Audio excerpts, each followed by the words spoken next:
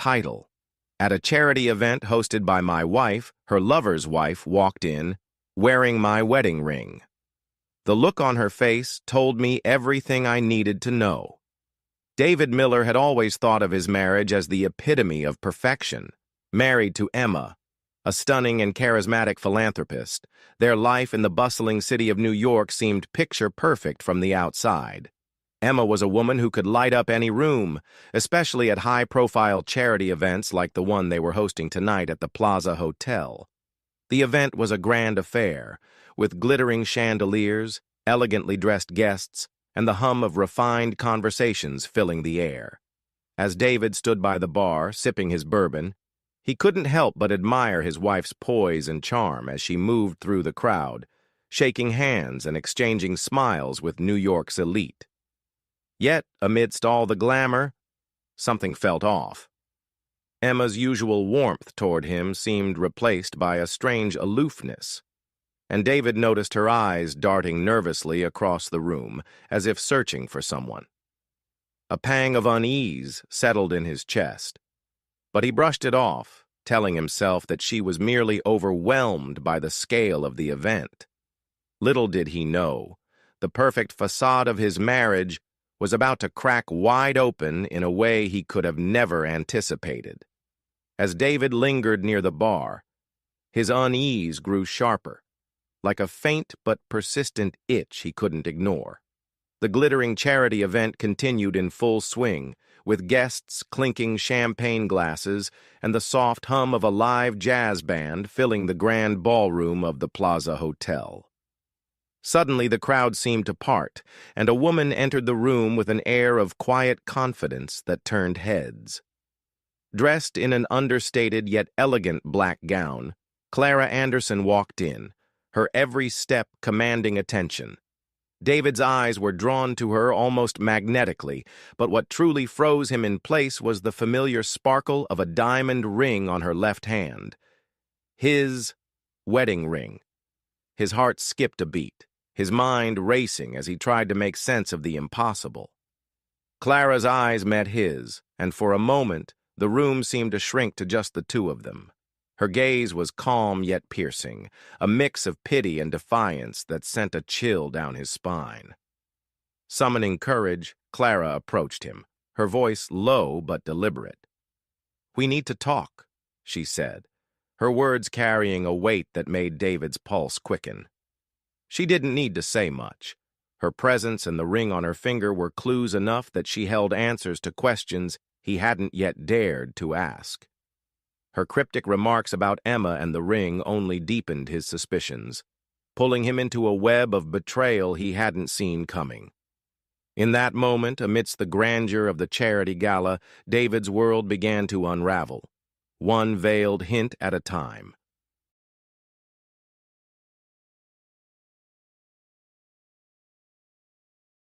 David's pulse quickened as Clara's cryptic words echoed in his mind. Determined to uncover the truth, he followed her through the lavish halls of the Plaza Hotel, leaving behind the bustling charity gala. They found a quiet corner in a side lounge, the muted light casting long shadows on the room's ornate decor. Clara's poised exterior began to crack as she sat down, her fingers nervously tracing the outline of his wedding ring. "Your wife and my husband," she began, her voice trembling with anger and pain. She explained how her husband, a successful real estate mogul named Richard Anderson, had given her the ring, a twisted trophy of his affair with Emma.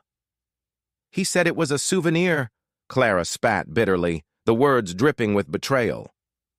As Clara's revelations unraveled, David felt his mind spiral.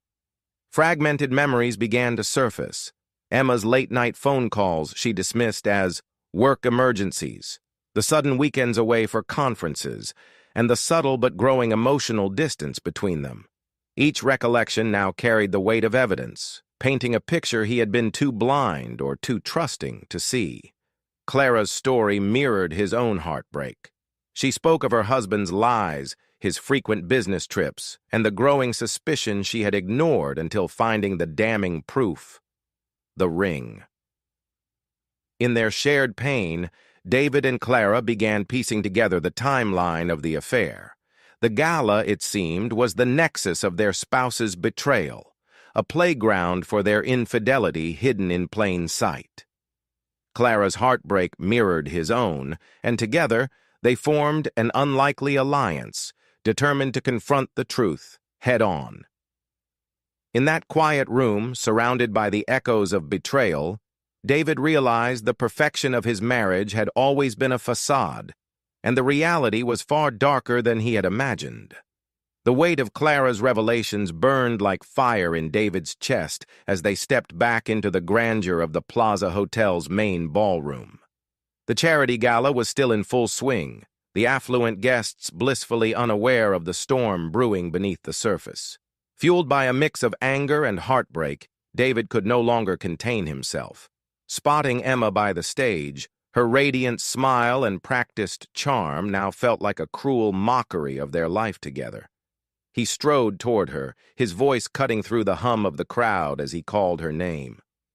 Conversations faltered, and all eyes turned to them as David confronted Emma under the spotlight she had so carefully curated. "What's this, Emma?" he demanded, holding up Clara's hand with his wedding ring glinting under the chandelier. Gasps rippled through the crowd, and Emma's polished facade faltered. At first, she laughed nervously, attempting to dismiss the accusation as absurd. But the weight of Clara's presence, combined with the undeniable evidence, left her no room to maneuver. As David's voice grew colder, recounting the details of her affair with Richard Anderson, Emma's composure crumbled.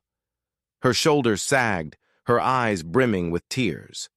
Not of remorse, but of being caught.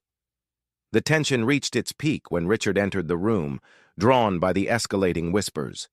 His presence acted like gasoline on a fire. Emma instinctively stepped toward him, as if seeking refuge, but the act only deepened David's betrayal.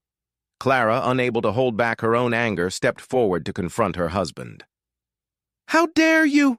she hissed, her voice trembling with fury as she detailed the lies, the deceit, and the ring that had shattered both their lives. Richard tried to defuse the situation, claiming it was all a misunderstanding, but the mounting evidence left no room for doubt. The room grew heavy with an uncomfortable silence as the public confrontation reached its breaking point. Guests exchanged uneasy glances, whispers of scandal spreading like wildfire through New York's elite circles.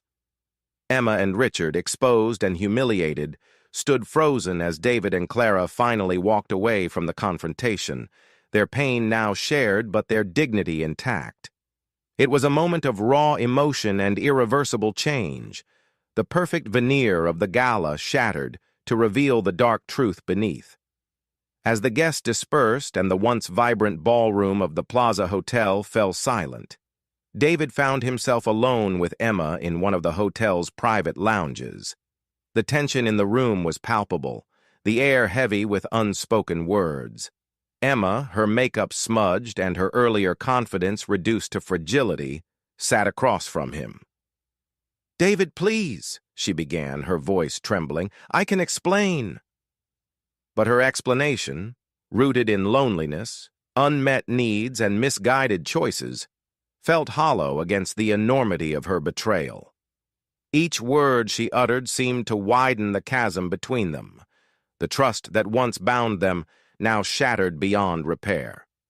Meanwhile, Clara had already made her decision. She had left the event with her head held high, her resolve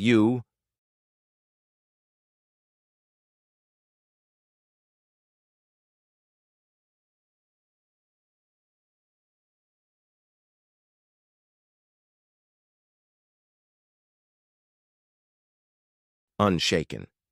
In the back of a yellow cab navigating Manhattan's glittering streets, she texted Richard a single message. "We're done."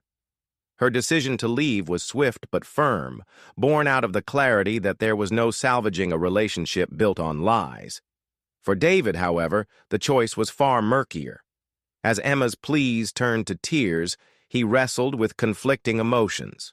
Should he attempt to rebuild what had been destroyed, Or was this the end of a chapter he had once thought would last forever? His thoughts spiraled as he replayed moments from their marriage, the shared laughter, the quiet nights, the growing silences that he had ignored. Had he been blind to the cracks all along? Or had Emma's betrayal simply exposed the truth?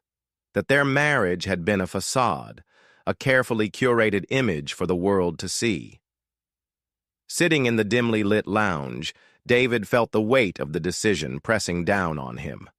The fallout of the night had left him raw and broken, yet he also felt a strange sense of clarity. Whether he forgave Emma or walked away, one thing was certain: his life would never be the same again.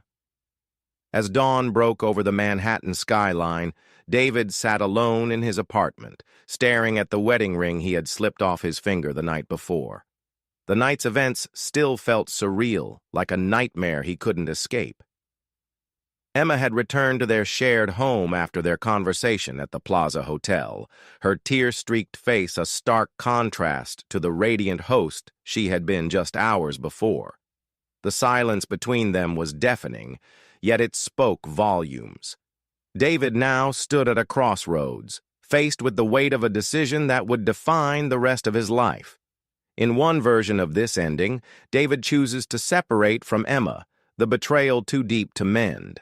In a symbolic act of closure, he leaves the wedding ring on the kitchen counter before walking out of the apartment, the cool morning air offering a bittersweet sense of freedom. This decision, while painful, becomes a testament to his self-respect and unwillingness to live a life built on broken vows.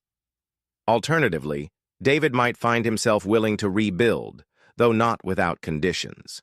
He tells Emma that their marriage can only survive if she seeks therapy and earns back his trust, a journey that will require time, patience, and a genuine commitment from both sides.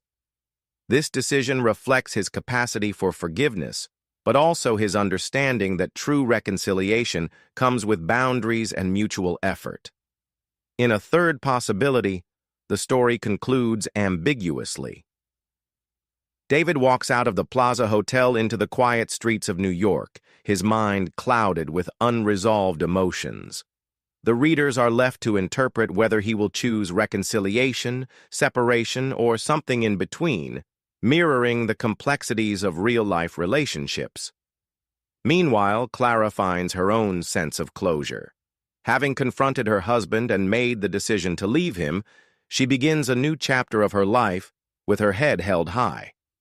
Her courage and decisiveness serve as a stark contrast to the emotional turmoil David is still navigating. Whether the story ends in separation, rebuilding, or ambiguity, the underlying theme remains the same. Betrayal may shatter the foundations of trust, but it also forces individuals to confront uncomfortable truths and make choices that shape their future. For David and Clara, the events of the gala mark not just an ending, but also the possibility of new beginnings.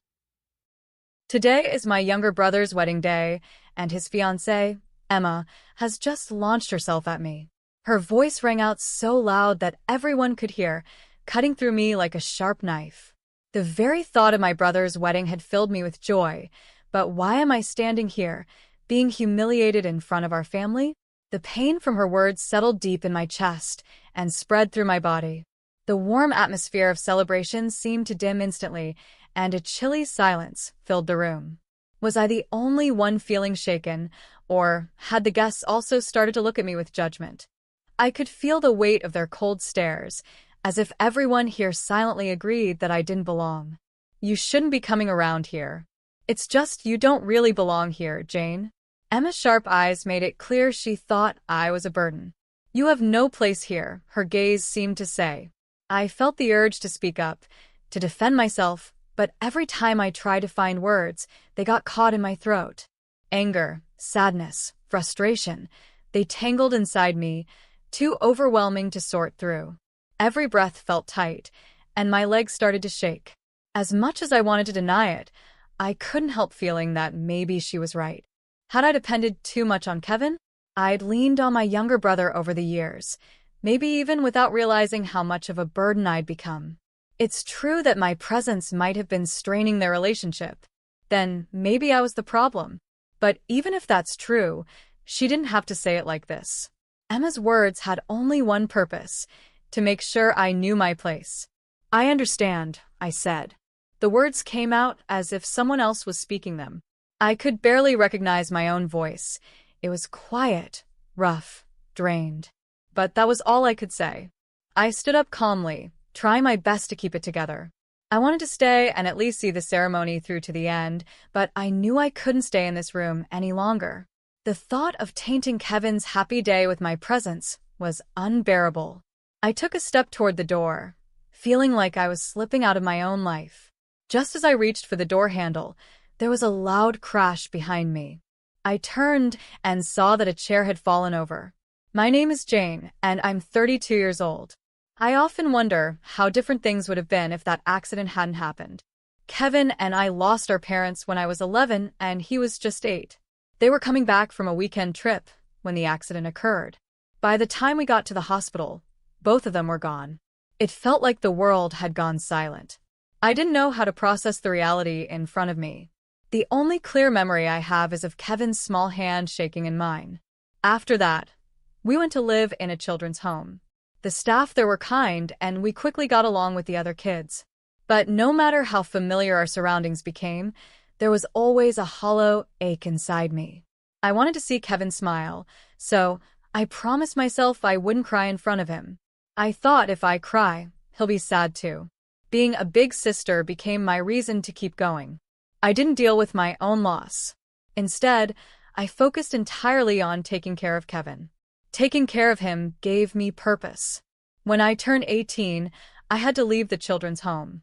There were programs to help us pursue college, but I chose not to use them. If anyone was going to college, it had to be Kevin. I started working during the day and attended night classes at a vocational school. I studied event planning. I had a small dream of starting my own business someday, but that dream felt distant. My main goal was to support Kevin. I even took out loans to make sure he could go to college. I knew a scholarship could help, but I didn't want Kevin to worry about finances. While I worked, Kevin was working hard at his studies. Watching him study fueled my resolve to support him however I could. And Kevin didn't let me down. He graduated from college and landed a job at a large company. I couldn't hold back my tears when I heard the news. All those years of hard work and debt were finally worth it. As long as I could see him happy, every struggle felt meaningful. After starting his job, Kevin began sending me $1,500 a month. I wanted to tell him to keep the money for himself, but his message left me speechless. Sis, you did everything for me. Not giving something back would feel wrong. Please accept this. Reading his words, I cried again. It moved me to know he recognized my sacrifices. But I also felt a strong sense that I couldn't keep relying on him. So I quietly started saving the money. I wanted to return it to him one day if he ever needed help. With the skills I had learned in school, I started a small event planning company. At first, I worked alone, but over time, business grew and I became busier. Kevin started helping me on weekends, even though his job was demanding. Then one day, Kevin told me he had started dating someone, Emma. She worked at a partner company, and Kevin seemed thrilled. Seeing his happiness made me genuinely happy for him. But I also felt an odd pang. Was it loneliness? The fear of losing him? I congratulated him, smiling, but inside I felt a mixture of emotions. Emma seemed like a good person. She made Kevin happy, and when we met, she appeared polite and kind. But sometimes her smiles felt a bit distant. When we met with Emma's family for a pre-wedding dinner, that feeling became even clearer. We gathered at a nice Japanese restaurant. Emma's parents were sophisticated, but something about them felt subtly dismissive. Kay, you've come so far growing up in a children's home. I mean, how admirable, her mother said. Her words seemed harmless, but they stung. Her tone was friendly, yet her eyes held a judgmental gaze. I wouldn't have come this far without my sister, Kevin answered politely, but his voice was tense. He always spoke proudly about our past, but here it felt like he was holding back. I wanted to speak up, but I couldn't ruin Kevin's happiness. After dinner, he told me not to worry, but his words only made the pain sharper. I could see he was hurt too, but he was doing his best to make things work. I wanted him to be happy above all else. Despite the uneasy feeling, I tried to connect with Emma. As the wedding plans went on, I spent time with her, reviewing guest lists, picking out dresses. Emma was always polite, but there was still a coldness in her manner. "Is Kevin still sending you money?" Her question hit me like a stone. Honestly, I think it's a bit much now that we're getting married. Our finances should come first. I felt speechless. I knew she wasn't entirely wrong, but she couldn't understand. To Kevin, that money was more than repayment. It was a symbol of the life we built together. Still, Emma had a point. It was probably time to draw a line. That night, I decided to talk to Kevin. "Emma doesn't seem too happy about the money, does she?" "I figured she'd bring it up," he said, looking resigned but determined. "Maybe it's time to stop, Kevin. You have a family to focus on now." My heart ached as I said it. "I'm not stopping, Jane. You've done so much for me. I can't just quit now." His words brought tears to my eyes, but I couldn't let him see that. "All right, Kevin. I understand." I knew that forcing him to stop would only make him more determined. For now, I'd let him make his choice. The wedding day finally came. I did everything I could to support their happiness. Kevin's happiness was all I'd ever wanted, but deep down, I still had an uneasy feeling. Would Emma really be the one to support him the way he needed? The ceremony went smoothly, and I felt a wave of relief. Watching Kevin smile gave me a sense of peace, as though all my sacrifices had been worth it. But then, during the reception, the unexpected happened. "Please stop coming to visit, Kevin." Her words were like a knife to my heart. The room went silent, and I felt every gaze turn toward me. I stood there, stunned, unable to respond. I could feel my face go pale, my heart sinking. Emma's gaze was sharp, as if to say I didn't belong here. I wanted to say something, but no words came out. My throat tightened with anger, sadness, and humiliation. I managed to say the only thing I could. "I understand." My own voice sounded distant and unfamiliar. I tried to keep my composure, to leave without causing more of a scene. But just as I reached for the door, I heard a loud crash. I turned around to see Kevin standing, his face filled with anger. "Emma, do you even know what you just said?" Emma looked taken aback, but couldn't shake off his grip. "You don't know anything about what she's done for me," Kevin said. His voice was low, but filled with rage. "Without my sister, I wouldn't be here today. She sacrificed everything to make my dreams possible." His words rang through the room, and nobody dared interrupt. "I send her money every month because it's the least I can do for what she's given up for me. That's not charity. It's respect and gratitude." Emma stood frozen, shock and fear in her eyes. The family and guests around us began murmuring. "I've known Jane my whole life. She's always put others before herself." One by one, my relatives and friends started speaking up. "She helped Kevin through so much. We all know how much she's done for this family." Emma's face turned pale as the guests voiced their support for me. Then one of Kevin's colleagues stepped forward. "Honestly, Emma can be difficult at work. She's known for her sharp tongue."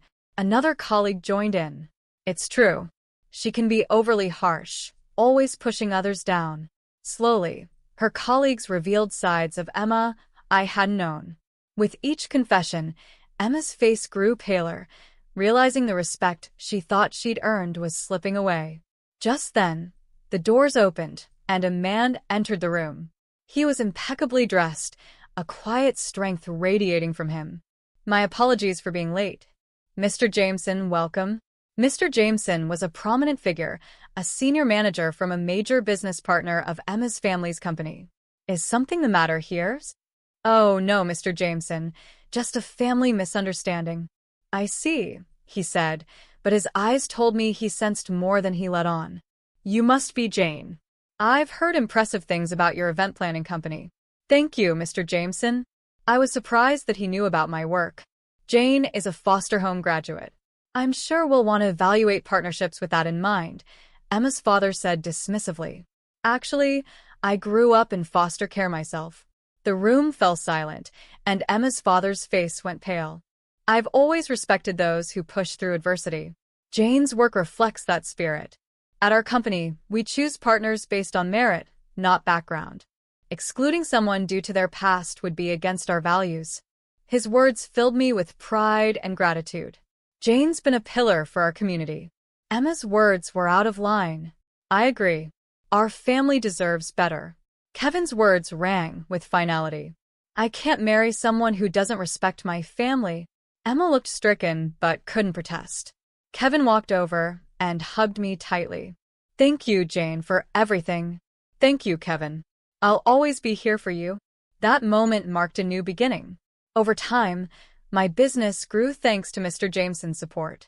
I became known for my dedication and creativity in event planning, and Kevin became my business partner, helping us take on new challenges together. We've come so far, Jane. We have, and I'm grateful for every step. In the end, our bond only strengthened, creating a life full of support and new opportunities. Together, we continue to move forward, building a brighter future side by side. I came to a quiet countryside to recuperate because I wasn't feeling well. As I was trying to get my health back on track, I learned that something had happened to my wife. I was born and raised in the countryside and went to college in New York, where I met my current wife on a popular website at the time. Being the eldest of 3 siblings with a younger sister and the youngest, a brother, my sister got married in her 20s, causing my parents to worry about me still being unmarried. I was working for a foreign company in New York, a top choice for college students at the time. I was in the sales department, working on a project that had me dispatched to another company. My brother, who was in the same field, also lacked a girlfriend. One day, he signed up for a site and found my future wife. Bro, this lady looks really pretty. Try sending her a message. If it works out for you, I want to get a girlfriend too. The woman my brother found seemed very cheerful. With a nothing-to-lose mindset, I sent her a message.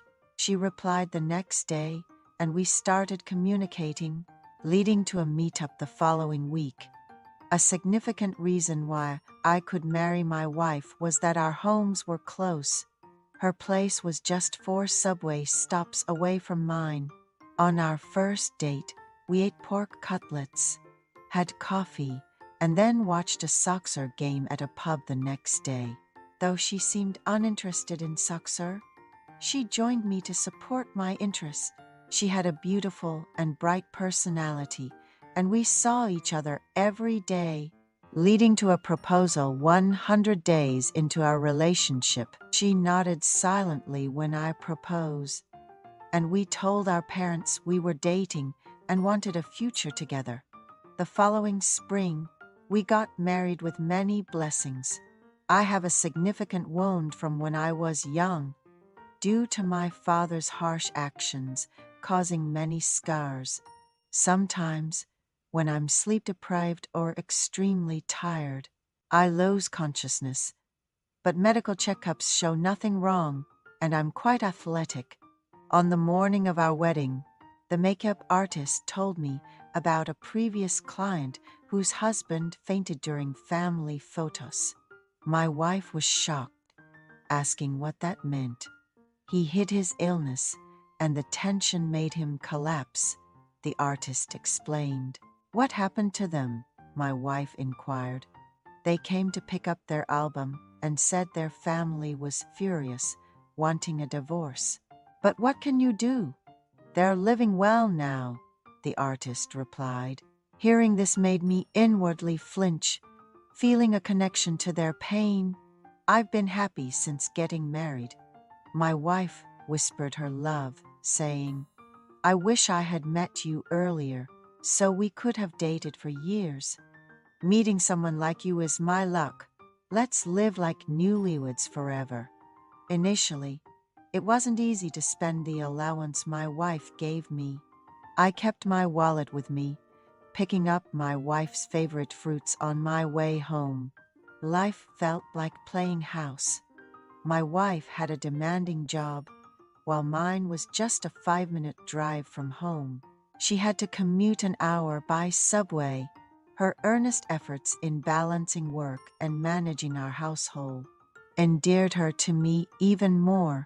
Despite my love for exercise, I've never been as physically strong as others, often staying up late for my hobbies.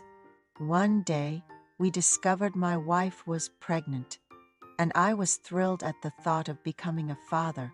However, she miscarried at 12 weeks, and her bright demeanor faded. I suggested over dinner at her favorite restaurant that perhaps the loss was due to the strain of her job on top of pregnancy.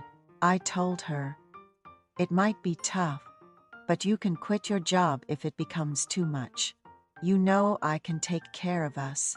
She decided to wait and see. 3 months later, she was pregnant again and chose to leave her job to protect this pregnancy. Carefully, we made it past the critical 12 weeks, and our baby grew healthy. We welcomed our daughter first, followed by our son the next year, becoming parents to 2 children born close together. Life was a whirlwind with hardly any restful nights. Elderly advice suggested that raising children close in age might be tough initially, but easier later on. Until the kids were 4, I hardly remember how we managed. There was even a time we had to hospitalize them due to high fevers. Luckily, living in the same apartment complex as my in-laws, their help was invaluable. With the kids, my wife hardly met friends outside instead. She'd invite them over for delivery food and playdates. My career advanced, requiring more of my time, sometimes even on weekends. As the kids started elementary school, my wife began meeting friends for morning exercises or learning new skills at cultural centers. She created an online community to share and gift her crafts. However, when our children were in lower elementary, I started experiencing health issues, leading to frequent collapses and a diagnosis of autoimmune hepatitis. Despite the medication, my health didn't improve. The desire to fulfill my role as a provider was strong, but physically, I was struggling. Eventually, I suggested to my wife that we take some time off near my parents' place to recover. She agreed to discuss it with my parents. We decided to leave our children with my in-laws and move to a rental home 20 minutes from my parents for convalescence. It wasn't a severe illness, but the need for early recovery was clear. Thus, we began our unexpected journey to recovery. "You've really been through a lot, taking care of me and preparing for this retreat," I said. "What are you talking about? Your health is the most important thing. There's nothing I can't do once you're better." "Yeah, I really owe you one. Meeting someone like you was like hitting the jackpot," he said. "Let's head down and take a good rest." "We've been running forward nonstop," she replied, and that's how their life in the countryside began. Thanks to his frugal wife's wise investments, they had some savings. This allowed them to lease a place where he could start learning woodworking, something he had always wanted to do, and even buy some materials. With a yard at their disposal, they could work on their projects without worrying about noise. His wife constantly reminded him not to overdo it, and they took daily walks around the house and got plenty of sleep. He, having always been handy, fell in love with the charm of woodworking and began creating pieces one by one. His wife started selling crafts she learned to make at the community center online. Luckily, former executives from his company who had resigned offered him work so he could also have a side job. Although their income wasn't what it used to be, it was enough to indulge in their wants and buy materials. Enjoying the freedom to work at their own pace without the pressure of commuting was a blessing, and he felt his health improving. His city-born wife missed the bustling city life despite the poor air quality. But she enjoyed living in the countryside too. There were many abandoned houses near their home, and a few elderly women in their 80s and 90s. Greeting these seniors during their walks made them naturally share their story, allowing them to feel the warmth of the countryside. One morning, while they were eating, an elderly lady called out, "Hey, young dad, come out. I've brought some potato soup for a snack. I picked some doragi. It's good for your health," another added. These seniors looked after the couple, attentively, prompting them to buy protein drinks for them in gratitude. Then one day, a young man moved into the house across from them. The house had been occupied by a couple who moved to the city to help their son with his children. The new neighbor, a tall and handsome man, said living in the countryside was on his bucket list, and he wanted to experience it before getting married. Despite the convenience of city life, he felt it was now or never. He was a sports massage therapist and never short of work due to referrals. His wife, always keen on learning new things, suggested he try getting a massage from the man after receiving a sports massage. He had the best sleep since moving to the countryside. His wife began visiting the man's house regularly to learn massage techniques. He also taught them lymphatic massage. Every night, she would give him a lymphatic massage, ensuring a good night's sleep. However, he started noticing changes in his wife. She hadn't worn makeup since moving, but she did when visiting the neighbor. He brushed it off, thinking she just wanted to wear makeup occasionally, a mistake on his part. His wife had been giving him nightly massages before visiting the neighbor. He felt like he had been hit with a hammer when he learned about his wife's outings from Elawan, an elderly lady who often brought them snacks. He had once accompanied Elawan to the market and briefly chatted. She walked at 9 p.m., sometimes with other ladies from the community center, sometimes alone, fearless despite the lack of streetlights in the rural area. Concerned for her safety, he had suggested she exercise in her yard instead. Laughing, she had replied, "What business would an old lady like me have? A short walk helps me sleep well." That morning, Grandma Elawan showed up at our doorstep. "My wife had just stepped out. Don't be startled, but a few days ago, while taking a walk, I saw your wife entering the house across the street. Was she bringing them some side dishes at night?" I didn't think much of it, completed my walk. And when I passed by again, I could hear laughter coming from inside. Standing quietly in front of the house, Elawan could clearly make out that it was indeed my wife's voice leaking from inside. I was infuriated to realize I had been asleep, unaware that my wife had gone out. I wanted to confront my wife, but it wasn't possible. She usually put me to bed at 9 p.m., and I had set an alarm for that. Right at 9, she would start giving me a lymphatic drainage massage, and I'd fall asleep immediately. The alarm was set for 9:10 p.m. Waking to the alarm, I found my wife was already out. The front door of the neighbor's house was firmly shut, but I could hear voices inside. My wife was sighing, "It feels so good," and she didn't return home until 1 a.m. She went to the neighbor's house every night.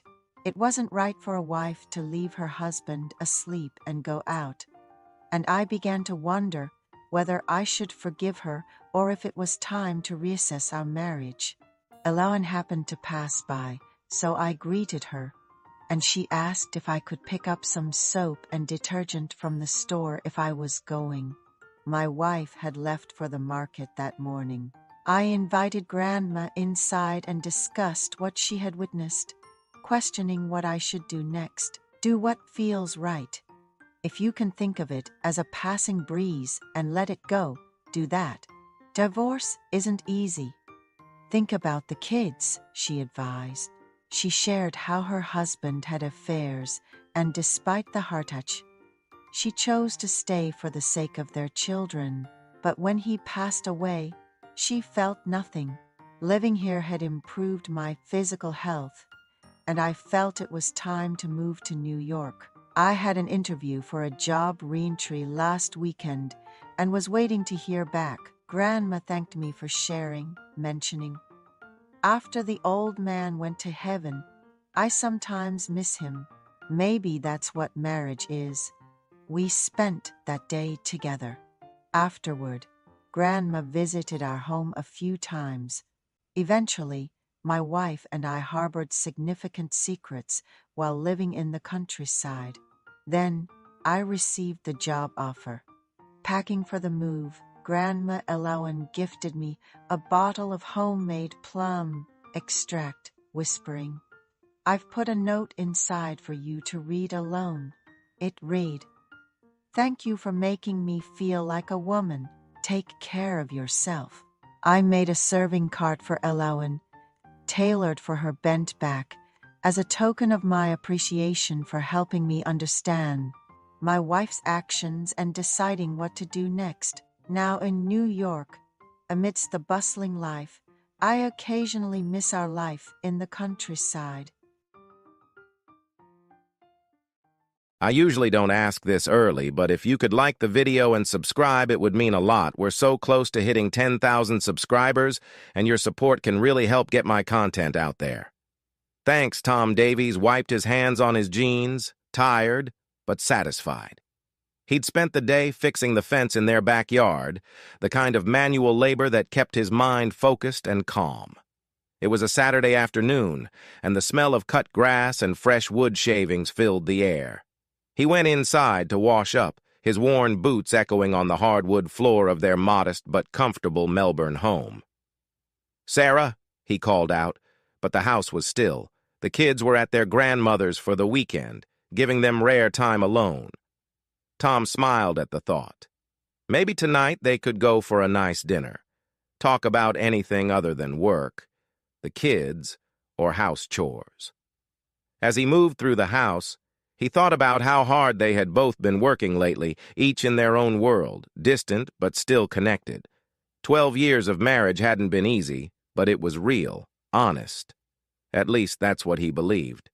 He made his way to the bedroom, planning to grab a pen from Sarah's dresser for the shopping list. As he opened the top drawer, something caught his eye. A folded envelope tucked between some papers. It had no stamp, no seal, but the name on it stopped him cold. Ben. His heart skipped a beat, a heavy weight settling in his chest. Ben. He knew the name. Ben Mitchell, Sarah's old boyfriend from university. They hadn't spoken about him in years, but Tom remembered that there had been a time when Ben was the man Sarah thought she'd spend her life with. But that was long before Tom had come into the picture. Curiosity turned into dread as he stared at the envelope. He didn't want to read it. He shouldn't. But his hands moved on their own, picking it up and carefully unfolding the letter inside. His eyes scanned the words, each one hitting him like a blow. "Dear Ben, I've never stopped thinking about you. Sometimes, when the house is quiet and Tom is asleep, I wonder what our life would have been like if you hadn't moved away. I love Tom, I do. But there are moments when I regret not choosing you. I don't know if I can carry this secret much longer. I miss you. I wish you'd never left. Sarah." Tom's world shattered in that moment. The letter dropped from his hands as he stumbled back, his breath shallow and his heart pounding in his chest. He sat on the bed, staring blankly ahead. The silence of the house was deafening, the weight of Sarah's words pressing down on him like a heavy, suffocating blanket. The love of his life, his wife, the mother of his children, had been harboring feelings for someone else. How long had she felt this way? How deep did this go? Was it more than just an unsent letter? A swirl of emotions engulfed him: anger, betrayal, confusion, and a deep sadness. For years, Tom had believed that they had built something unbreakable, a partnership that could withstand any storm. But now, he wasn't so sure. Across town, Sarah Davies sat in a small cafe, her hands wrapped around a mug of coffee that had long gone cold. Her mind was 1,000 miles away, replaying the events of the past few months in agonizing detail. She had met Ben by accident at a conference in Sydney. It had been years since they'd last seen each other, and she was surprised by the flood of emotions that hit her when she recognized him across the room. He was older, of course, a little grayer around the edges, but the spark of familiarity was instant. They had exchanged pleasantries, catching up on life and family, but there was an undercurrent beneath the conversation, something unsaid, unresolved. Later that evening, they found themselves in the hotel bar, talking over wine like they used to when they were younger, and the years seemed to melt away. She hadn't meant to stay so late, hadn't meant to let her mind wander to what could have been, but it did. She didn't act on it, of course. She loved Tom.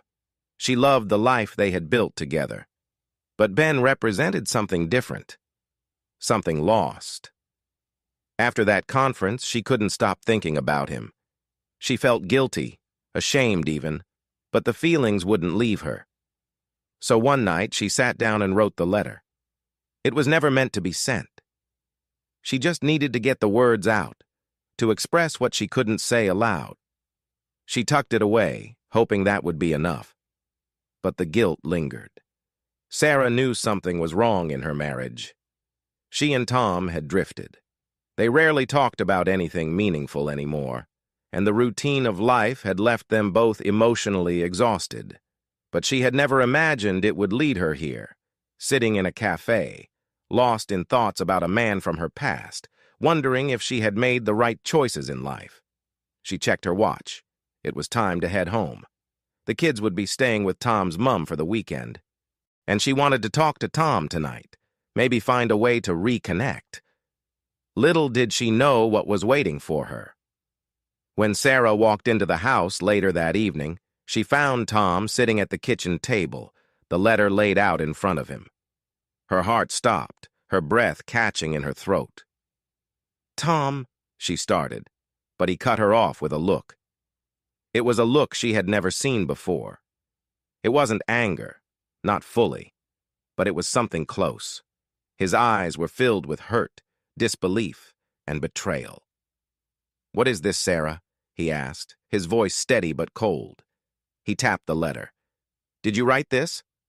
Sarah's legs felt like jelly, and she had to steady herself against the counter. She couldn't lie. Not now. "Yes," she whispered, tears already welling up in her eyes. "But I didn't send it. I didn't." "You didn't send it, but you wrote it. You felt it," Tom said, his voice rising. "How long, Sarah?" "How long have you been in love with him?" "I'm not in love with him," she said, her voice shaky. I don't know why I wrote it, I just—" "Don't lie to me!" Tom shouted, standing up abruptly, his chair scraping against the floor. "Don't you dare lie to me now, Sarah! You don't write a letter like this unless you mean it." Tears streamed down Sarah's face as she struggled to find the right words. "I love you, Tom. I love our life together. But sometimes, I wonder what would have happened if things had been different. I never meant to act on it. I never meant to hurt you." Tom stared at her, his heart breaking all over again. "But you did, Sarah. You hurt me more than you'll ever know." They stood in silence for a moment, the weight of her confession hanging between them like a dark cloud. Sarah wanted to reach out to him, to hold him, to make it all better, but she knew it wasn't that simple. Not this time.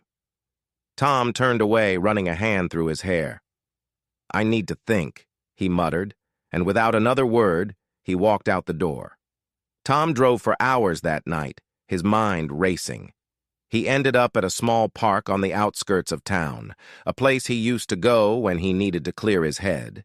He sat on a bench, staring out at the moonlit sky, trying to make sense of everything. Was this the end?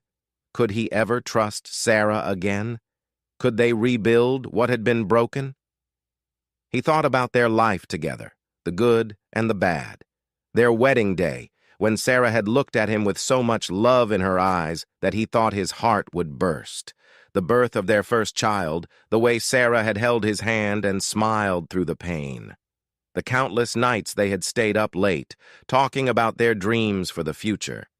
But then he thought about the distance that had grown between them in recent years. The way they barely talked anymore, except to discuss the kids or the bills. The way Sarah had seemed distant, distracted, like she was always somewhere else. Had he been blind to it all? Had he missed the signs that something was wrong? He wasn't sure. All he knew was that he was in pain, deep, aching pain, and he didn't know how to fix it. Back at home, Sarah sat on the edge of the bed, staring at the letter on the nightstand.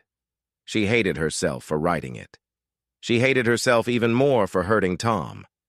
She thought about the early days of their relationship, when everything had been so easy, so full of joy.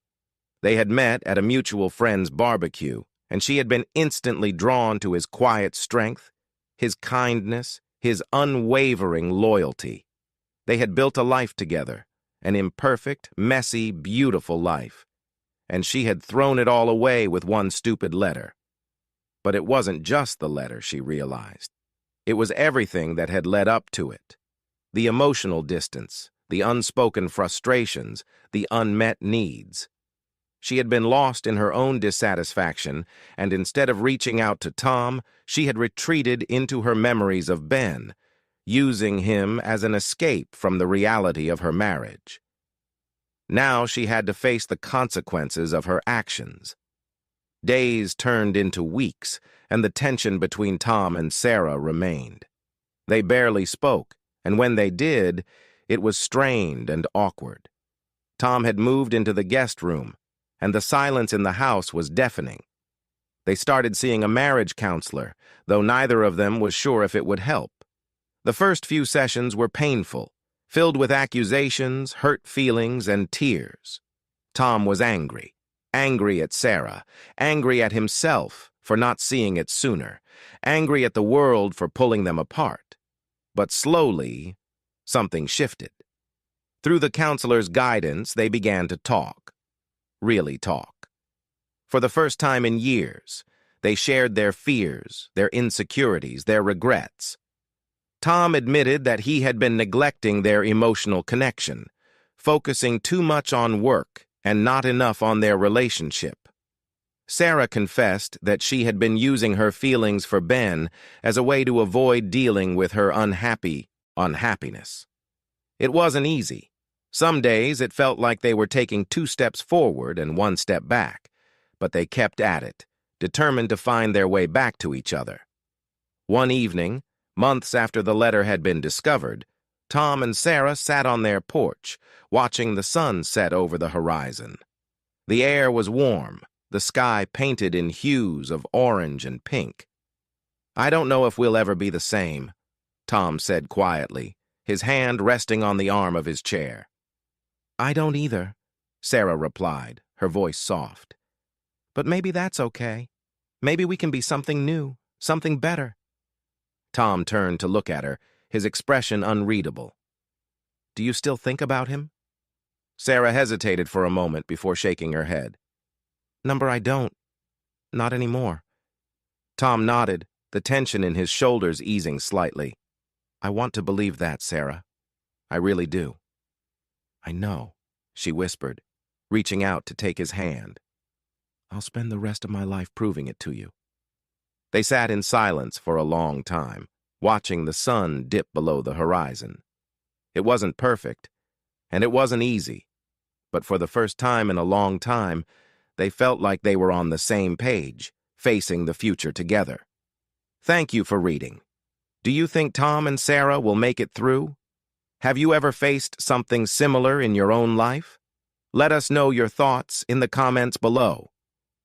If you enjoyed this story, don't forget to like, share, and subscribe for more emotional, heartfelt stories. Welcome to another story on Cheating Tales Lab. We're so happy to have you here, and today's story is one we think you'll really enjoy. So without further ado, let's begin. Zephyr Blackwood's keys jangled as he fumbled with the lock. A bouquet of blue orchids cradled in one arm and a small velvet box tucked securely in his pocket. The house was unnaturally quiet as he stepped inside, the silence pressing against his ears like a physical force. "Lyra," he called out, his voice echoing through the empty rooms. No answer. Something was off. Zephyr's eyes darted around, taking in the subtle signs of disturbance. A photo frame lay face down on the side table, its usual place marred by its absence. As he moved further into the house, the wrongness intensified. In the kitchen, Lyra's favorite mug lay shattered on the floor, its pieces scattered like fallen stars. Her purse sat abandoned on the counter, its contents undisturbed. The orchids suddenly felt heavy in his hands, their delicate petals a mockery of the celebration he'd anticipated. Zephyr's heart raced as he made his way to the living room. Lyra's phone rested on the coffee table, its screen a web of cracks. He picked it up gingerly, as if it might bite him. The cracks spread outward from the center, like the tendrils of a sinister conspiracy reaching into his life. With trembling fingers, he pulled out his own phone and dialed Iris Zhao's number. Lyra's best friend picked up on the third ring, her voice pitched oddly high. "Hello? Zephyr? Iris, have you seen Lyra? She's not home, and things look strange." There was a pause, too long to be natural. "And no, I haven't seen her. Is everything okay?" Zephyr's suspicion grew with each stuttered word. Iris was hiding something, her usual poise crumbling under the weight of whatever secret she was keeping. "Are you sure? You haven't heard from her at all." "I'm sorry, Zephyr. I really don't know where she is." The words tumbled out too quickly, each one another brick in the wall of deception. After hanging up, Zephyr found himself in their bedroom, drawn there by some instinct he couldn't name. His eyes fell on Lyra's jewelry box, an ornate wooden thing they bought on their honeymoon. Something niggled at the back of his mind. He opened it, fingers tracing the familiar contours. Then he paused. Was that a seam where there shouldn't be one? Pressing gently, he felt a click, and a false bottom sprang open. Inside lay a burner phone, its cheap plastic a stark contrast to Lyra's elegant jewelry. Zephyr's hand shook as he turned it on. The messages that filled the screen were in a code he didn't recognize, a fact that chilled him to the bone. He was a top cryptographer, for God's sake. If he couldn't crack it at a glance. The shrill ring of his phone cut through his thoughts like a knife. Detective Nolan Frost's gruff voice filled his ear before he could even say hello. "Mr. Blackwood, we found your wife barely alive in a motel. You need to come now." The words hit Zephyr like a physical blow. He stumbled, catching himself on the edge of the dresser. "What happened? Is she—" "Just get here," Frost interrupted, his tone grim. "There's more to this than meets the eye." As Zephyr rushed out the door, the velvet box fell from his pocket forgotten. The sapphire necklace inside glinted in the fading light, a testament to the love he thought he knew. The Starlight Motel loomed before Zephyr, its neon sign flickering weakly in the twilight. The air was thick with the acrid stench of burnt rubber and gasoline, a pungent cocktail that made his stomach churn.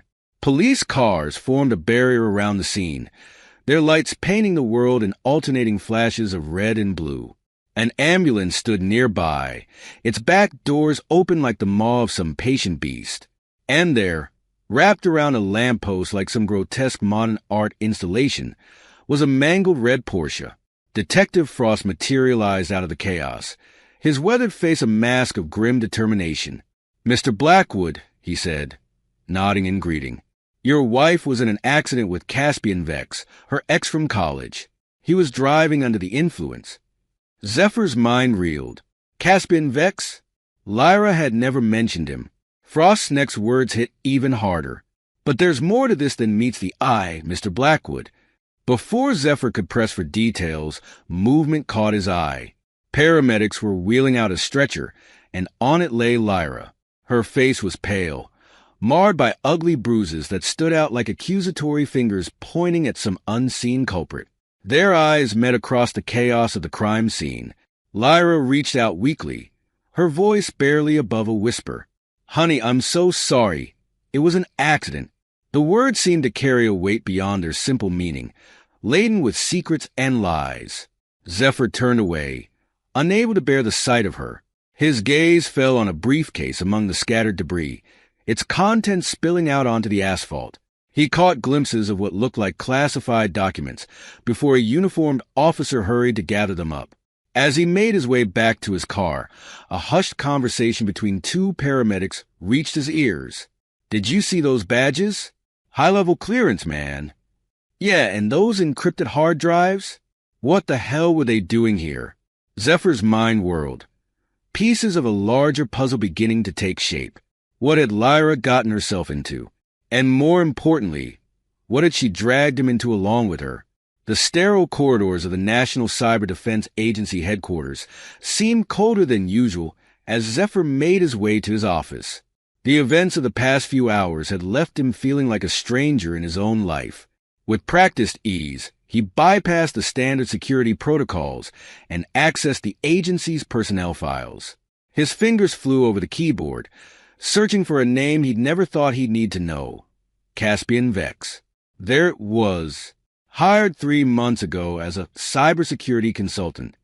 Zephyr's eyes narrowed. It was a vague title, the kind used when someone needed access but didn't want to draw attention. Red flags unfurled in his mind, each one a warning he'd failed to heed.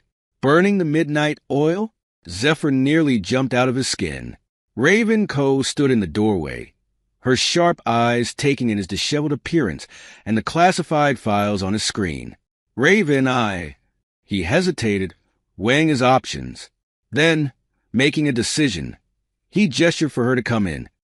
"I need your help, but this stays between us."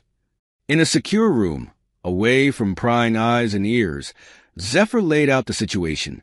Raven listened, her brilliant mind already connecting dots he hadn't even seen. "We need to look at the access logs," she said, her fingers dancing across a keyboard. "If what you're saying is true, there should be a pattern." Hours passed in a blur of code and caffeine. As the first rays of dawn crept through the windows, they had their answer. A series of minor but strategic security breaches over the past 6 months, all traced back to Zephyr's credentials. But the timestamps. "I wasn't even in the building for some of these," Zephyr muttered. Raven's voice was grim. "Someone's been using your access, and doing a damn good job of covering their tracks." They dug deeper, following digital breadcrumbs through the labyrinth of the agency's systems. And then they found it.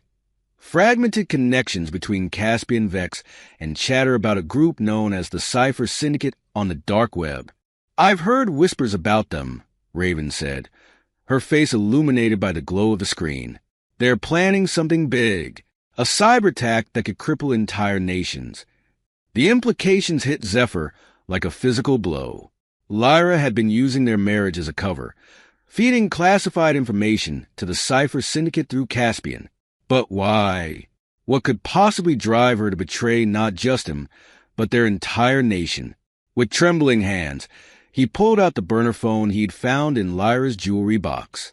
The encrypted messages that had baffled him earlier now seemed to mock him with their secrets. "Can you break this?" he asked Raven, handing her the phone. Her eyes lit up with the challenge. "Give me an hour." 53 minutes later, Raven's triumphant cry broke the tense silence. "I'm in." Zephyr leaned over her shoulder, his heart pounding. As the decrypted messages filled the screen, he felt the last remnants of his world crumble around him. Lyra wasn't just having an affair or stealing information. She was a deep-cover operative for the Cypher Syndicate, planted years ago to infiltrate the agency through him. Their entire relationship, their marriage, their life together, it had all been a lie. As the weight of the betrayal crashed over him, Zephyr gripped the edge of the desk, his knuckles turning white. He'd thought he was living a love story. Instead, he'd been an unwitting pawn in a game of international espionage. And now, it was time to change the rules. The antiseptic smell of the hospital corridor assaulted Zephyr's nostrils as he made his way to Lyra's room. A manila envelope containing divorce papers was tucked under his arm, its weight a constant reminder of the betrayal that had shattered his world. Room 307. Zephyr paused at the door, steeling himself for what lay ahead. He pushed it open, the hinges squeaking softly as if protesting the intrusion. The sterile whiteness of the hospital room was a stark contrast to the warmth their home once held. Lyra lay in the bed, looking small and vulnerable in her hospital gown. Her eyes widened as she saw him, a mix of emotions flashing across her face. Relief, fear, and something else Zephyr couldn't quite place. "Zephyr," she began, her voice cracking. "I can explain." He cut her off with a raised hand, his face an impassive mask. Without a word, he placed a manila envelope on her bedside table. The soft thud it made seemed to echo in the silence of the room. Lyra's eyes darted to the envelope, then back to Zephyr. Understanding dawned on her face, followed quickly by panic. "Please, just let me." The door opened again, cutting off her plea. Caspian Vex sauntered in, his arm in a sling and a nasty gash running across his forehead. The smug grin on his face faltered slightly as he registered Zephyr's presence. "Well, well," Caspian drawled, recovering quickly. "If it isn't the man of the hour." Zephyr's jaw clenched, his hands balling into fists at his sides. The tension in the room was palpable, thick enough to cut with a knife. Caspian's next words hit like a sledgehammer. "I suppose introductions are in order. Zephyr Blackwood. Meet Lyra's handler in the Cypher Syndicate." "Oh, wait, that's me." Lyra's sharp intake of breath was the only sound in the room. Zephyr's mind raced, processing this new information. He'd suspected, of course, but hearing it confirmed so brazenly. "What do you want?" Zephyr managed to grit out, his voice low and dangerous. Caspian's smirk widened. "Straight to business. I like that." He lowered himself into a chair, wincing slightly as the movement jostled his injured arm. "We want your cooperation, Zephyr. Your expertise, your access. In return, we don't expose certain indiscretions from your past." Zephyr's blood ran cold. How could they possibly know about... "That's right," Caspian continued, clearly enjoying himself. "Lyra here discovered a rather interesting ethical breach from your early days at the agency. Wouldn't want that getting out, would we?" Zephyr's face remained impassive, but his mind was working overtime. He needed time, needed to think. I need some time to consider this," he said, allowing a hint of vulnerability to creep into his voice. Caspian nodded, seemingly satisfied. "Take all the time you need. We'll be in touch." As Zephyr turned to leave, his hand brushed against the Get Well card in his pocket. In one smooth motion, he placed it on Lyra's bedside table, right next to the divorce papers. The high-tech listening device hidden within would pick up every word spoken in this room. With a final, inscrutable look at Lyra, Zephyr walked out, the first step of his counter-strategy set in motion. The game was on, and he intended to win. Artemis Steele's office was a fortress within a fortress. Zephyr had been here countless times before, but never like this. Never with the weight of betrayal and conspiracy hanging over his head.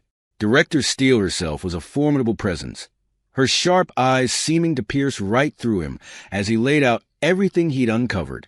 The burner phone, the security breaches, the Cypher Syndicate, Lyra's true identity. He held nothing back. As he finished his report, Steele leaned back in her chair, her fingers steepled under her chin. The silence stretched on, broken only by the soft ticking of an antique clock on the wall. Finally, she spoke. "This goes deeper than we ever imagined. Her eyes narrowed as she absorbed the information. "We need to turn this to our advantage." Zephyr nodded, relieved that she believed him. "What do you suggest, Director?" A slow, predatory smile spread across Steele's face. "We make you a double agent, Mr. Blackwood. Feed false information to Lyra and Caspian. Use them to unravel the entire Cypher Syndicate operation from the inside out." The plan was daring, dangerous, and exactly what Zephyr had hoped for. "I'm in," he said without hesitation. Over the next few weeks, Zephyr lived a precarious double life. To Lyra and Caspian, he appeared to be a reluctant accomplice, sharing carefully selected tidbits of classified information. Each piece of data was meticulously crafted misinformation, designed to mislead the Cypher Syndicate while appearing valuable on the surface. Lyra, now out of the hospital, watched him with a mix of suspicion and hope. Zephyr played his part to perfection, allowing just enough reluctance and resentment to show through to make his cooperation believable. Caspian, for his part, seemed to revel in his perceived victory. His smug grins and condescending pats on the back made Zephyr's skin crawl. But he endured it all for the sake of the mission. One night, as Zephyr sat in his darkened living room, monitoring the feed from the listening device he'd planted in Lyra's hospital room, he overheard a conversation that chilled him to the bone. "Everything's going according to plan." Lyra's voice came through, tinny but clear. "Zephyr's cooperating, just like you said he would." "Good," a gruff male voice replied. Zephyr's breath caught in his throat as he recognized it. Detective Nolan Frost. "Keep him in line. We can't afford any slip-ups this close to the endgame." Zephyr's mind reeled. Detective Frost, the man in charge of investigating the motel incident, was on the Cypher Syndicate's payroll. The conspiracy ran deeper than he had ever imagined. As the days wore on, the toll of his deception began to show. Dark circles appeared under his eyes. His movements became jittery and unpredictable. Raven, ever observant, couldn't help but notice. "Zephyr," she said one day, cornering him in a secure room at the NCDA. "What's going on with you? And don't tell me it's nothing. I know you better than that." For a moment, Zephyr considered brushing her off, but the concern in her eyes, the genuine worry in her voice, broke through his defenses. In a moment of vulnerability, he found himself confiding in her about the emotional turmoil he was experiencing. "I feel like I'm losing myself," he admitted, his voice barely above a whisper. "Every lie, every piece of false information I feed them, it's like I'm chipping away at who I am." Raven listened silently, her presence a comforting anchor in the storm of his emotions. When he finished, she placed a hand on his shoulder, her touch grounding him. "You're not losing yourself," she said firmly. "You're fighting for what's right, even when it's hard. That's who you are, Zephyr. Don't ever forget that." Her words, simple yet powerful, gave Zephyr the strength to continue. As he navigated this treacherous path, Raven's support became his lifeline, a reminder of why he was fighting in the first place. The abandoned subway station loomed before Zephyr, its entrance a gaping maw in the side of a decrepit building. Graffiti covered every available surface, and the air was thick with the musty smell of decay and neglect. Zephyr adjusted his glasses, ensuring the hidden camera was in place. The live stream to the secure NCDA server was already running, capturing every detail of this clandestine meeting with the Cypher Syndicate leaders. As he descended into the bowels of the station, the dank atmosphere closed in around him. Flickering lights cast eerie shadows on the walls, and the sound of dripping water echoed ominously in the distance. The Syndicate members were already gathered, their faces partially obscured by the poor lighting. Zephyr recognized Caspian and Lyra among them, along with a few others he'd seen in surveillance photos. As the meeting progressed, Zephyr's blood ran cold. The Syndicate's ultimate plan was far more ambitious and devastating than anyone had anticipated. They intended to crash the global financial market using stolen algorithms, creating worldwide economic chaos on an unprecedented scale. Zephyr kept his face impassive as he absorbed this information, but inside, his mind was racing. The implications were staggering. Millions of lives would be affected, entire nations brought to their knees. He knew then that the stakes of his mission had just been raised exponentially. In the days that followed, Lyra made several attempts to rekindle their relationship. Her touches, once a source of comfort and joy, now felt like poison on Zephyr's skin. Her words of love and regret rang hollow in his ears. "I never meant to hurt you," she whispered one night, her hand on his arm. "You have to believe me, Zephyr. Everything I've done, it was for a greater cause." Zephyr played along, forcing himself to respond with just the right mix of hesitation and lingering affection. All the while, he documented every interaction, building a case that would eventually bring the entire syndicate crashing down. Caspian, meanwhile, grew increasingly paranoid. Zephyr often caught him watching with narrowed eyes, as if trying to peer into his very thoughts. "I want round-the-clock surveillance on Blackwood," Caspian barked at one of his underlings. "If he so much as sneezes, I want to know about it." This new level of scrutiny complicated Zephyr's covert activities. Communication with Director Steele and Raven became a dangerous game of cat and mouse. He found himself employing ever more creative methods to pass along crucial information without detection. Late one night, as Zephyr was in the middle of transmitting a particularly sensitive piece of intel to Director Steele, disaster nearly struck. The door to his office began to open, the handle turning agonizingly slowly. Zephyr's heart pounded in his chest as he scrambled to hide the evidence of his true allegiance. Just as the door swung open, revealing one of Caspian's men, Raven's voice came through on the intercom. "Zephyr, I need you in the lab right away.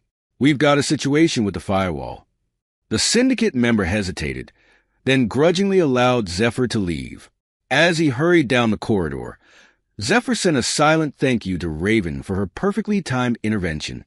Later, as he pored over some of the syndicate's encrypted communications, Zephyr made a chilling discovery. Hidden within the complex codes and ciphers was evidence suggesting that the Cipher Syndicate had infiltrated the highest levels of government. But it was the next revelation that truly shook him to his core. As he dug deeper, following a trail of digital breadcrumbs, he uncovered something that made his blood run cold. The evidence pointed to a mole within the upper echelons of the NCDA itself. Zephyr sat back in his chair, his mind reeling from the implications. The enemy wasn't just out there. It was here, within the very walls he'd sworn to protect. As he stared at the damning evidence on his screen, one thought echoed through his mind. Who could he trust now? The air in the NCDA's secure conference room crackled with tension. Zephyr Blackwood stood at the head of the table, his eyes hard as flint as he surveyed the small group of trusted operatives before him. Director Artemis Steele sat to his right, her face an impassive mask that betrayed nothing of the high-stakes game they were about to play. "Ladies and gentlemen," Zephyr began, his voice low and steady, "what I'm about to propose is not only dangerous but technically illegal. If anyone wants to leave now, there will be no repercussions." No one moved. Zephyr nodded, a grim smile tugging at the corners of his mouth. "Good. Let's begin." Over the next hour, Zephyr laid out the bones of an elaborate sting operation. The centerpiece? A fictitious quantum encryption server that would supposedly house the world's most sensitive financial data. "We're going to create a honeypot so sweet the Cipher Syndicate won't be able to resist," Zephyr explained, his fingers dancing across a holographic display as he spoke. "This server will be our bait, our trap, and our key to bringing down the entire operation." Director Steele leaned forward, her sharp eyes narrowing as she absorbed the details. "And how do you propose we leak this information without arousing suspicion?" Zephyr's smile was cold. "Through me. I'll feed the information to Lyra and Caspian, bit by tantalizing bit. They think they have me under their thumb. It's time we use that to our advantage." As the meeting progressed, the plan took shape. Carefully controlled leaks, strategically placed vulnerabilities, all designed to draw the Cipher Syndicate into a trap of the NCDA's making. Over the next few weeks, Zephyr became a master of misdirection. Every conversation with Lyra, every clandestine meeting with Caspian, became an opportunity to drop hints about the quantum encryption server. "I overheard something interesting today," Zephyr would say, his voice carefully modulated to sound both nervous and excited. "A new server, supposed to be unhackable. It's got everyone at the agency on edge." He watched as the bait was taken. Hook, line, and sinker. The Cypher Syndicate mobilized their most skilled hackers, pouring resources into cracking what they believed to be the ultimate prize. Zephyr stood in the shadows of the NCDA's main server room, watching as technicians scurried about, setting up the elaborate ruse. Fake servers hummed, their blinking lights a testament to the agency's attention to detail. Everything had to be perfect. The slightest inconsistency could blow the entire operation. As he observed the controlled chaos, a familiar voice cut through the noise. "Zephyr." He turned to see Lyra approaching, Caspian close behind. Their faces were masks of determination and barely concealed greed. "We need access to the server room," Lyra said, her voice low and urgent. "The quantum encryption server. You're going to get us in."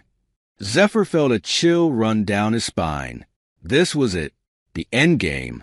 He nodded slowly, playing the part of the reluctant accomplice to perfection. "All right," he said, his voice barely above a whisper. "But after this, we're done. I want out." Caspian's laugh was cold and mirthless. "Oh, Zephyr, you're in this for the long haul now. There's no getting out." As Zephyr led them towards the heart of the trap, he couldn't shake a nagging feeling of unease. Something was off. The Syndicate's movement seemed too precise, too well-informed. It was as if they knew exactly where to step to avoid the NCDA's carefully laid snares. A chilling realization struck him like a physical blow. There was a mole on his team. Someone privy to the details of the sting operation was feeding information to the Syndicate. As he punched in the access code to the server room, Zephyr's mind raced. The trap was sprung, but who was really caught in its jaws? He had mere moments to identify the traitor and salvage the operation before everything fell apart. The heavy door swung open with a soft hiss, revealing the blinking lights and humming servers within.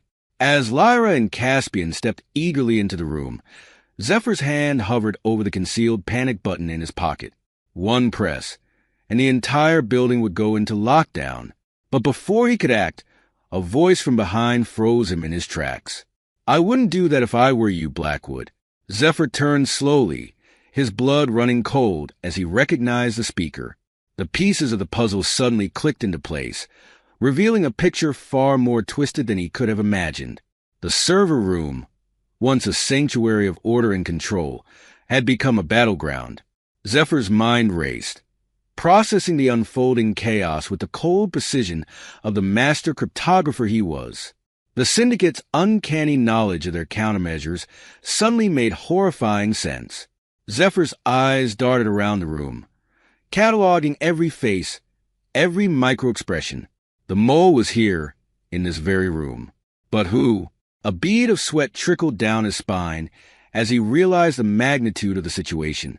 The entire operation was unraveling faster than he could patch the holes. He was going to have to improvise, relying on years of experience and the razor-sharp instincts honed through countless cyber battles. "Impressive setup, Zephyr." Caspian's voice dripped with smug satisfaction. "Almost had us fooled. Almost." Lyra stepped forward, her eyes cold and calculating. Gone was the vulnerability she'd shown in the hospital. This was the real Lyra, the deep-cover operative who had played him for years. "Did you really think we wouldn't see through your little charade?" she asked, her voice like silk over steel. Zephyr's retort died on his lips as a new figure entered the fray.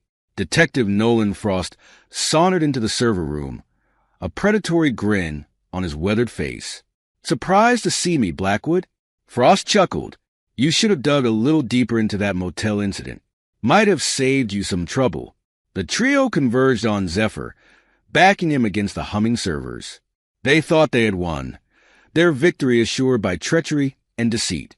But Zephyr Blackwood was far from beaten. "You're right," he said, his voice steady despite the hammering of his heart. I should have dug deeper.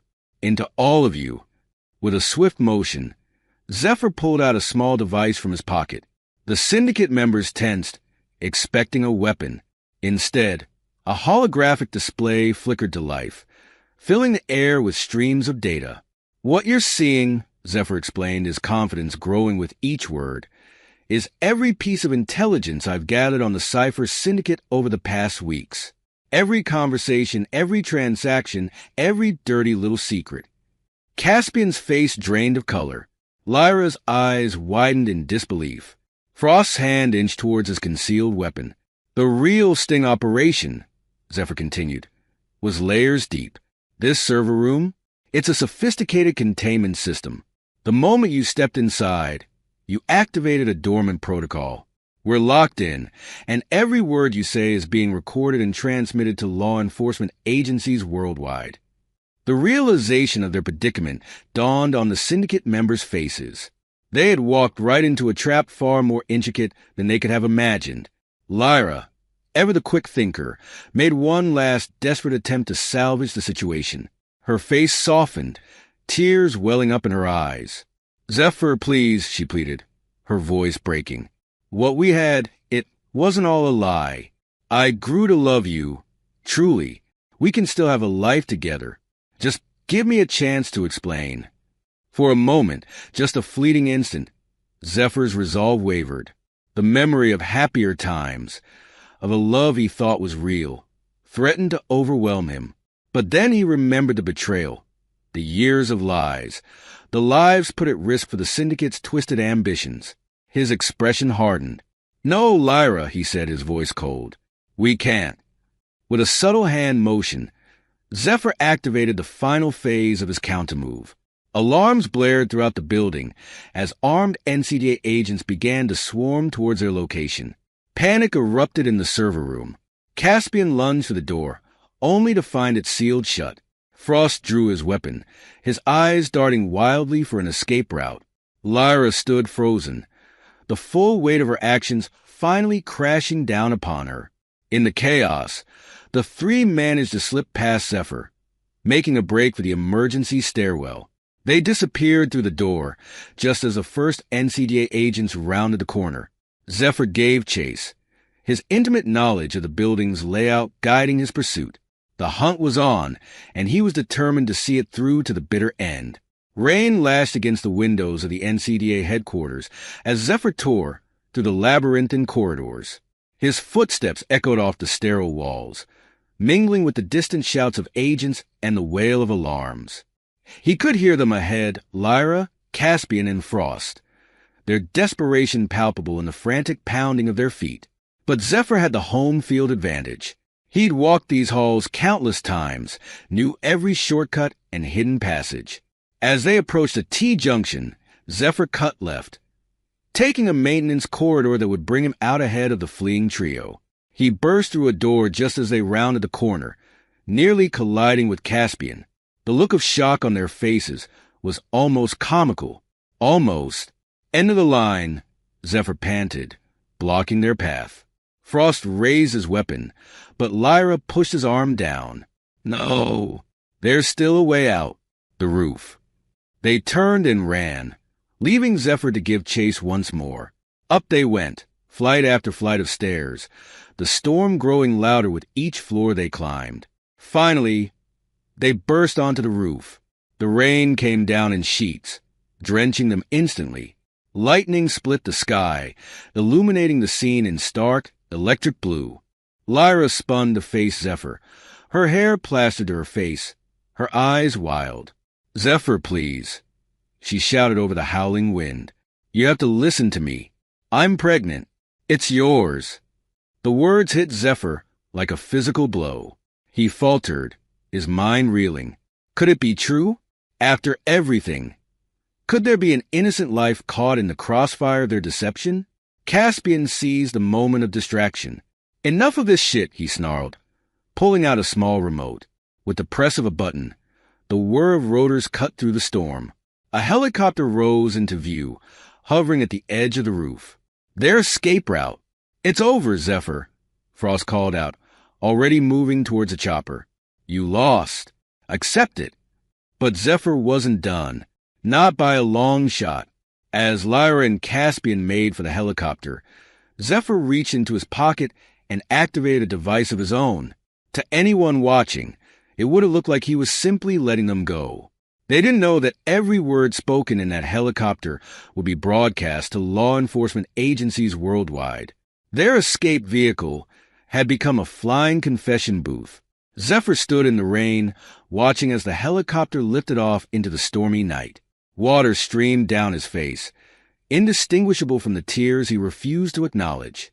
A hand on his shoulder startled him. He turned to see Director Steele, her usually immaculate suit soaked through, her eyes glinting with a fierce pride. "It's done," Zephyr said, his voice barely audible over the fading sound of rotors. "They thought they could use me, betray me, and walk away. But they underestimated what I'm capable of. This is the price of their deceit."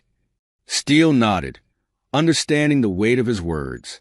"Come on," she said gently. "Let's get you inside. There's still work to be done."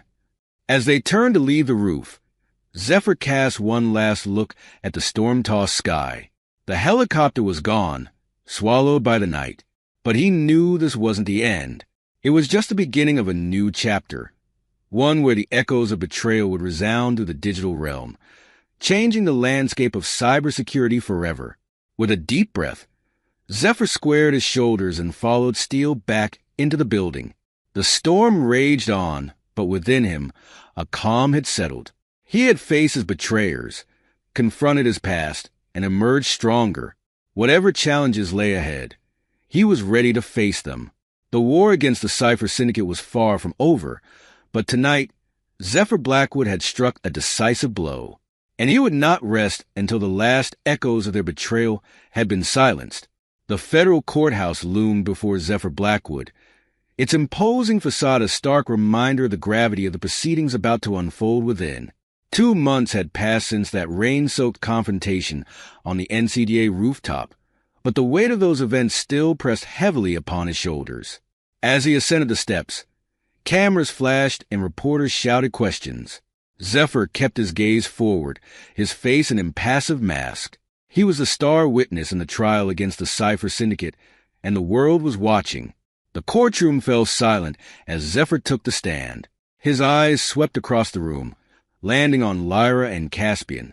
They sat among the other arrested syndicate members, their prison jumpsuits a far cry from the polished personas they once projected. Lyra's gaze met his, a mixture of defiance and something else, regret perhaps? Caspian, on the other hand, glared with undisguised hatred. Over the next several days, Zephyr's testimony unfolded like a complex algorithm. He presented decrypted communications, detailed financial trails, and played the damning confessions recorded from the Rig helicopter. Each piece of evidence was another nail in the syndicate's coffin, exposing the full extent of their operations. The media dubbed it the trial of the century. Zephyr's dual role as victim and hero captivated the public imagination. Despite the intense pressure and scrutiny, he remained composed, his testimony clear and unwavering. During a recess, Zephyr found himself alone in a private chamber, his mind still racing from the morning's cross-examination. The door opened, and Lyra was escorted in by a guard. Her eyes, once so familiar, now seemed to belong to a stranger. "Zephyr," she began, her voice soft, "I know you probably won't believe me, but I need you to know. What I told you on the roof about being pregnant, it wasn't entirely a lie. I thought I was at the time." Zephyr's face remained impassive. "I know the truth, Lyra. I saw your medical records from the hospital after the crash. You were never pregnant." The color drained from Lyra's face as she realized her final deception had been unraveled before it even began. Without another word, she was led away, leaving Zephyr alone with the echoes of her lies. When the verdict finally came down, it fell like a hammer blow. Caspian, identified as a key syndicate operative, was sentenced to 30 years in federal prison. Lyra, despite her attempts to paint herself as a reluctant participant, received 25 years. The syndicate's leader, a shadowy figure finally unmasked, was given a life sentence. In the aftermath of the trial, as the dust began to settle, Zephyr found himself at a crossroads. An offer had been extended, the chance to lead a new international cybersecurity task force. It was an opportunity to be at the forefront of preventing future cyber threats, to turn his painful experience into a force for good. As he pondered the decision, Zephyr found himself standing before the NCDA's memorial wall. A new name had been added since he last visited Raven Coe, his friend and colleague. Fatally wounded while protecting him during the final confrontation with the syndicate, he placed a hand on her name, his touch gentle, almost reverent. "I'll make it count, Raven," he whispered. "I promise." Weeks later, Zephyr stood before the newly formed International Cyber Defense Coalition in Geneva. As he prepared to address the assembly and accept his new role, he reflected on the journey that had brought him to this moment. The betrayal had nearly broken him, but it had also forged him into someone stronger, someone capable of protecting others from experiencing the same pain. Zephyr stepped up to the podium, his gaze sweeping across the gathered dignitaries and cybersecurity experts. When he spoke, his voice was steady, filled with conviction. "Ladies and gentlemen, the digital realm is our new front line. And on this front line, trust is both our greatest vulnerability and our strongest asset. Today, we start building a safer digital future, a future where betrayal cannot hide in the shadows of cyberspace." As his words resonated through the chamber, Zephyr felt a sense of purpose settle over him. He had transformed his personal tragedy into a powerful drive for global cybersecurity. The echoes of betrayal that had once threatened to destroy him had become the foundation of a new era of digital defense. In that moment, as he looked out over the faces of those who would join him in this fight, Zephyr Blackwood knew that this was just the beginning. The battle for the future of cyberspace lay ahead, and he was ready to lead the charge. This is where our story comes to an end. Share your thoughts in the comment section. Thanks for your time. If you enjoy this story, please subscribe to this channel. Click on the video you see on the screen, and I will see you